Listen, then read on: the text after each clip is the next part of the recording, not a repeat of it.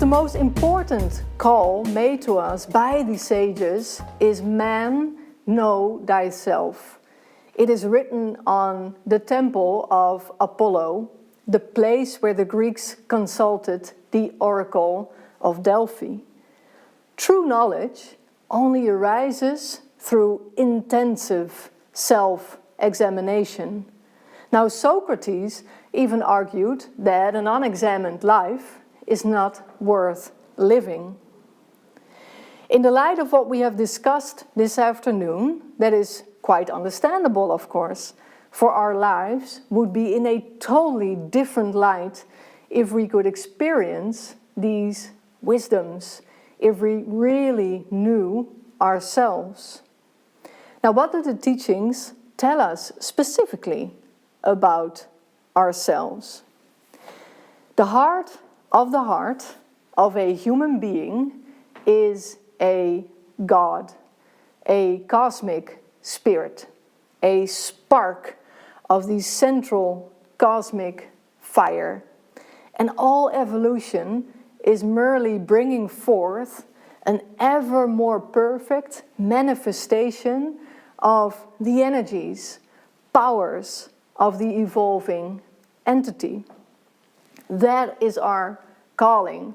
Our goal is never to be reached. We are evolving infinitely. And here we see what we call the composition or constitution of man, of human beings. Well, the schedule itself can be applied to any human or any being, actually. All life comes from the infinite life principle, as a ray from the sun, as it were. It is what we all essentially are.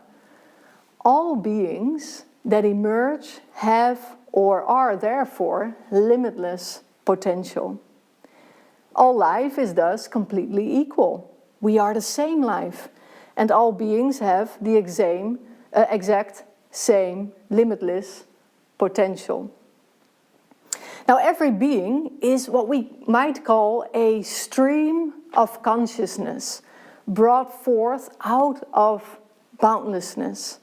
And that stream of consciousness expresses itself, flows over from itself, you might say, in a spirit, a soul, and a body. Now, the spirit is the divine connection within, the connection with boundlessness, if you will. It is our imperishable self, the self that is not touched by the spheres where the soul and the body have their experiences. It is our inner divine son. We are not humans who have a spiritual experience, but we are spirits that have a human experience. Now then there is our soul, the part of us that experiences, as in our case, human beings. In the higher parts, the soul is spiritual. And when we fully reconnect with the higher parts of our soul, we become Buddhas. It is the place in our hearts where we experience selfless love, compassion, wisdom, pure intelligence and vision. Our intuition and ideals live here. We experience ourselves here simply as I am. We feel one with life itself. Now, in the lower parts of our soul, we encounter what we can call our personality. Persona means mask. So it is the mask that we as human souls wear. It is not who we truly are, but it is who most of us think we are. It is that part of us that we call by our names, that has personal desires like owning stuff, having a career, or starting a family. It is not bad or evil, certainly not. It is just more limited, more focused on ourselves and our personal lives. And when we live in this part of our soul, we say, I am me. I am not you, but me. So there is a sense of separateness. And we can experience different things in ourselves, it seems. And on the left of the scheme, you see the word thinker, which means the word thinker. Man is derived from the term manas, which means to think. And human beings are thinkers. And that means that we experience life in our mental spheres. So we think we directly experience what happens to us or what happens outside of us, but in reality, we experience our own thoughts and feelings about what's happening to us.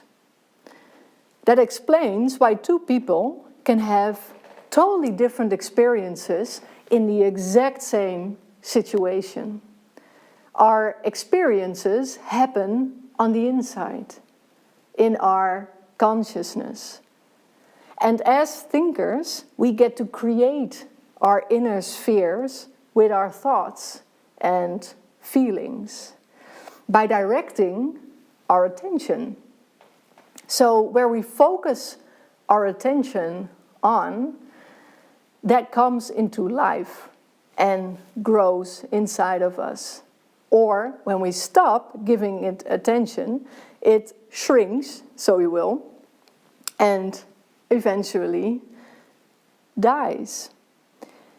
We are playing with thought energies, and we do it throughout the day.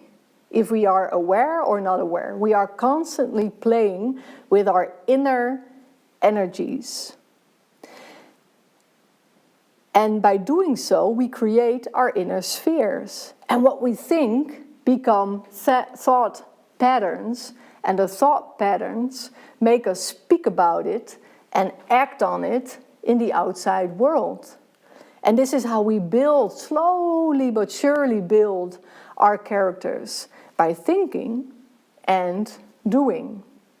And as a cosmic child of the Father, Mother, we are creators in the truest sense, more than we realize. So because we seem to have forgotten who we have forgotten our spiritual home, but we are creators still, but usually do so unconsciously. We are playing with energies with which we build ourselves, our lives, and collectively our world. But we seem to have forgotten about these powers we hold within. So we create lives that are unsatisfying to us, or even are scary to us. Now this is why all religions and great philosophies try and teach human beings about their true nature. They all say, in your heart of hearts, you are a God. You are becoming a God. You have divine powers. Now, what can we do with this information? What lessons can we learn from this? Our true self, our inner sun, shines constantly, always, when we rest, when we are active, whenever we are calm, whenever we are in crisis. The inner sun is always there. It is the part of us that is untouched by what happens in this world, because it is not of this world. It knows that we are here temporarily.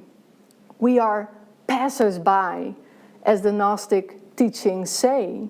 We travel through the spheres of matter to experience and learn, but then we move on. There is truly nothing to gain here. We are above this sphere of matter. It has nothing to offer us. So our consciousness is like an ocean. And on the surface, things can sometimes be calm and sometimes they can be extremely turbulent. But in the depth of our being, there is always the same calmness. At our core, we are always serene, powerful, peaceful, and confident. And by directing our attention, we connect with the depth of our being or with the surface. And this, of course, defines our experience within ourselves and therefore in this world, because our experiences are created from within. And consciousness is like a mirror. It reflects all images, and we choose by our focus what images will be projected. We paint our painting, the painting that is our thoughts, our inner world. And that is why, for example, in the Tibetan Buddhist tradition, the meaning of meditation and study is mind transformation. Transforming the mind is the most important work a human being, a manas, a thinker, can do. We become what we think, the Buddha said. And the Bible states, as anyone thinks, so is he. So monitoring our mind, constantly being mindful of what happens in our thoughts and feelings, is of utmost importance. And the Dalai Lama says he monitors his mind even when he sleeps. He is aware and focuses on loving thoughts and feelings and makes sure he ignores the lesser ones. How much time do we spend on our mind, on our thinking? We think somewhere between 40 and 60,000 thoughts a day. And some research shows that most of us think about 80% negatively. Fear, frustration, jealousy, feeling inadequate, not good enough, stuff like that. So what happens if you do that? How do you shape your world?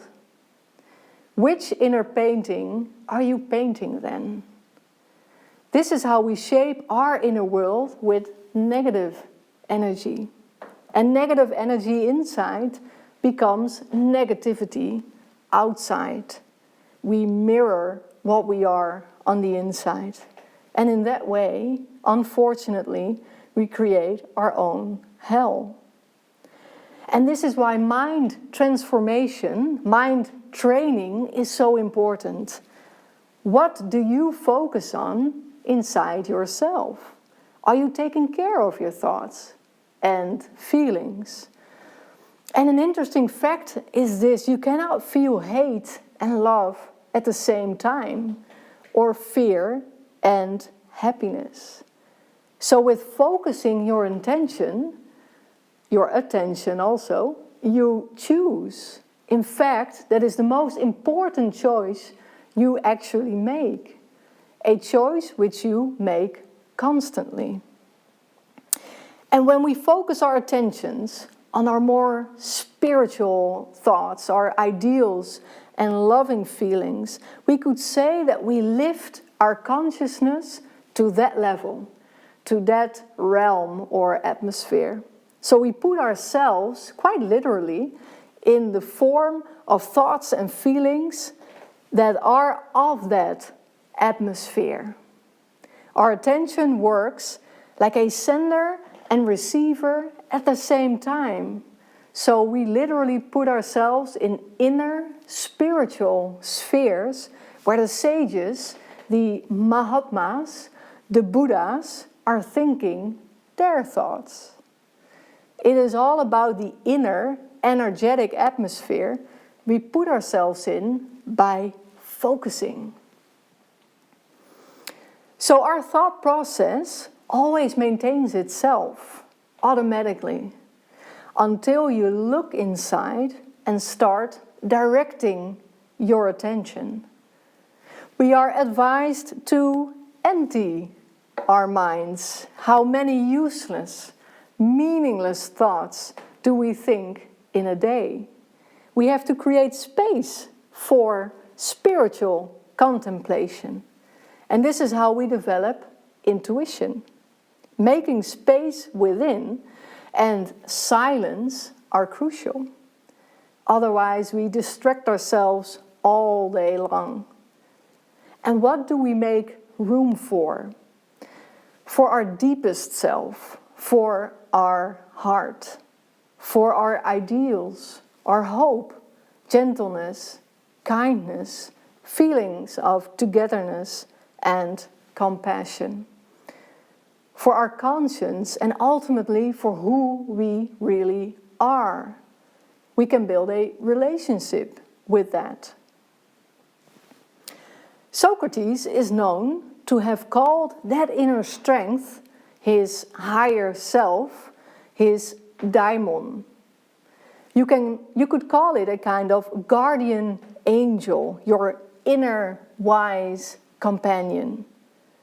And the doctrine of protective and guiding spiritual influences in the world is a very comforting and inspirational teaching of the ancient wisdom. It boils down to this: there is a spirit or force in and above every human being that guides him, filling his mind and heart with hope, comfort, peace, and righteousness. And you can be with and become more or less aware of that guardian angel. Socrates was said to be guided by his inner daimon, his ever-present companion who never told him what to do, but warned him of what not to do. When he experienced a problem, he is said to isolate himself repeatedly. And when he could not decide which path to take, he closed his eyes, remained calm, and tried to rid his mind of all the noise of wandering thoughts that we so often have in our crowded minds. In other words, he would purify and empty his mind in order for the guardian angel to be able to speak to him. That's how it worked for him.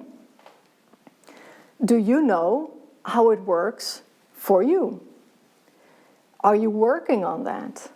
Are you examining yourself, your thoughts, and your feelings? Are you making room for that more spiritual part in your heart?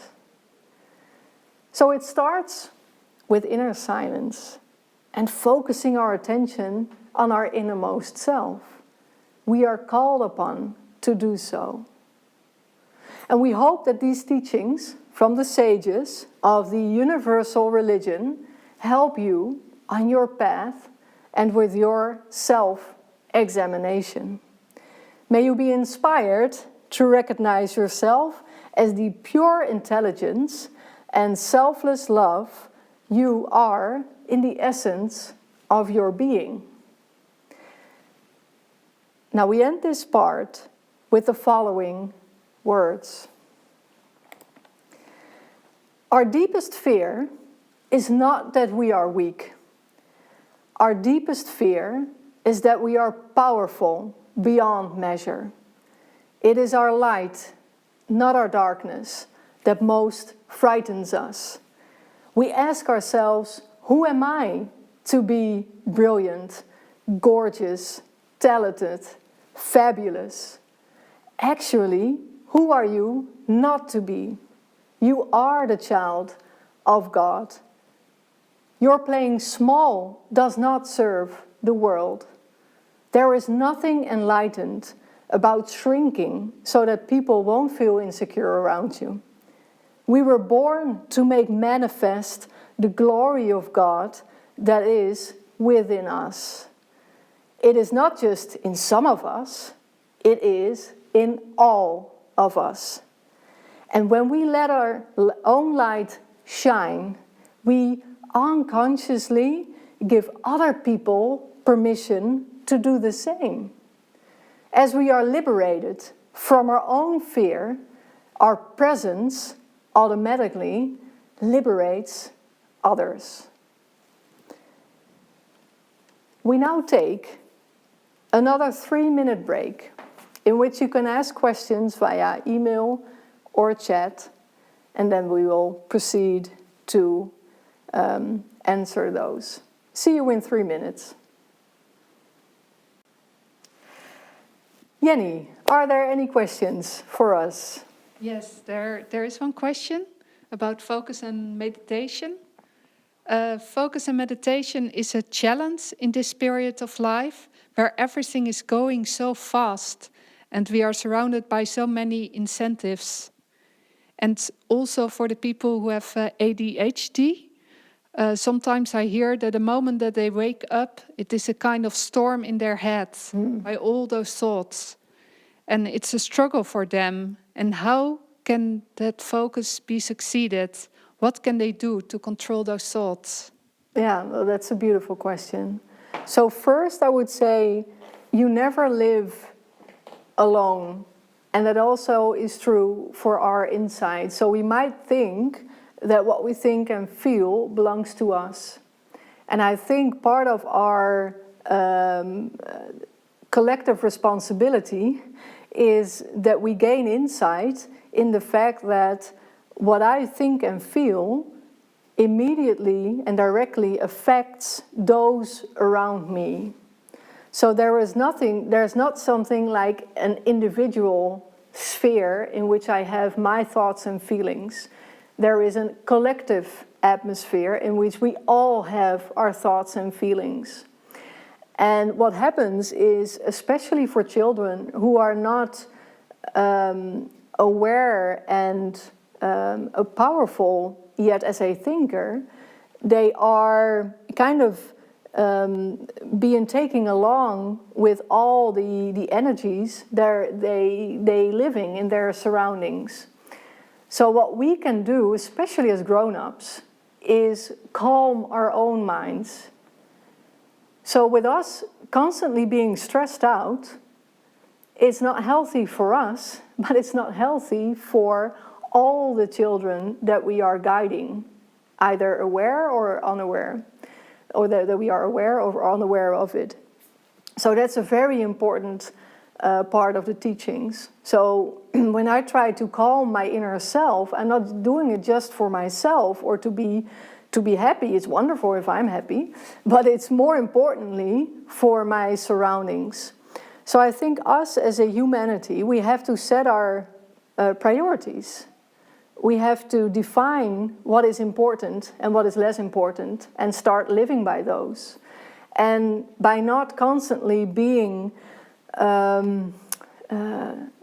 like unaware and taking on that, like the surface of the ocean, bouncing around and reacting to everything that's happening. And we are trying, so we have a very high energy of thinking in ourselves, but we have to calm down, go more to the deepest part of our inner ocean, reconnect with our imperishable, immortal self, and realize that what we are doing here is just temporary. So when we stop like feeling so, when we stop making the things that we experience here so important, then we calm down. And when we start visioning our lives as we are on that eternal path, not alone, never alone, we are part of a collective, then it gives our life a new meaning. And I think that in itself, if you have that ideal on which you can always meditate, it starts calming you down. So we have to stop feeling so stressed out by what these outer spheres are bringing to us. and feeling so small and vulnerable in the light of that. Because in fact, we are not. We are powerful beyond our own, beyond our own comprehension. And that is what we have to discover. And that is what we have to teach our children, of course, too. And then, slowly but surely, we can calm down. Nice, thank you very much. There is another question. He asked, did I understand you correct, that we do not have an individual sphere of thoughts? Okay, so that, again, we are a paradox. So we are part of a collective in which we are moving, so to speak. So that's why I said, if I'm reconnecting with my inner core, with my heart, so if I'm in a state of calmness and peace and of selfless love, I am connecting with the atmospheres where beings who may be far more wise and loving than myself, for instance, the Buddhas or the Mahatmas, or how you want to call them, that is where they have their conscious attention. So we have to think in atmospheres that we connect with.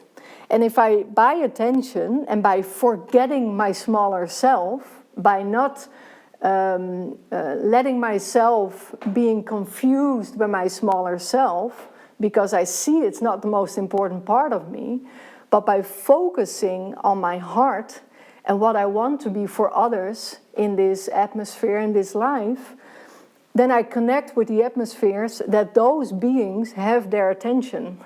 So I connect with attention and intention. And that's a very important part of it. Now, the choice that I make for directing my attention and intention, that is mine. And if I do that with all the power I have inside of me, not in a rigid, I have to do it way, of course, because that is the energy of the personality. But if I do it with an open heart, and I'm relaxed about it, and I'm open in it, then that is what I own, that is what I do. So with directing the intention and the attention of the focus, that's where I put myself in that atmosphere. Now that's what I own. That is maybe all of what I own as a human being. So, but then if I do that, what I bring forth is something that I bring forth in the collective atmospheres of thought and feeling. So that's why it's so important to do this. So each thought and feeling of selfless love, vision, and what have you, will lift up, if you can say like that, lift up the reservoir of feelings and thoughts that we produce with each other. So, and that all happens in the collective conscience. Now, if I'm not a very conscious thinker, I might live on the surface of that ocean and I'm just bouncing around in the realms of thoughts and feelings.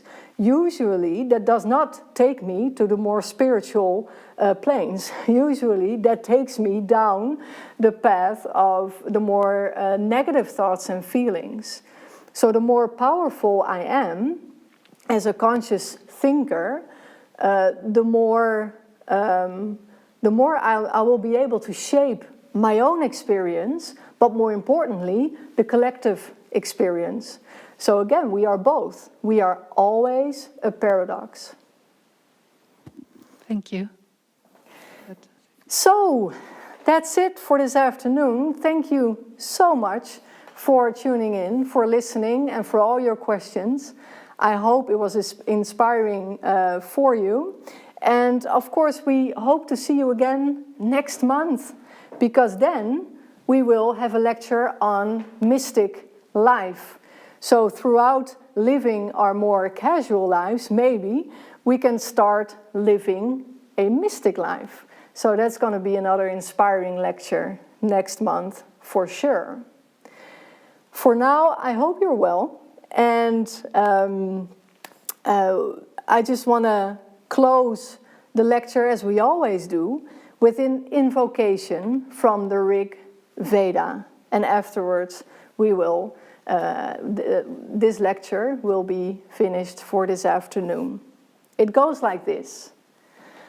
O thou golden sun of most excellent splendor, illumine our hearts and fill our minds, so that we, recognizing our oneness with the divinity, which is the heart of the universe, may see the pathway before our feet and tread it to those distant goals of perfection, stimulated by thine own radiant light.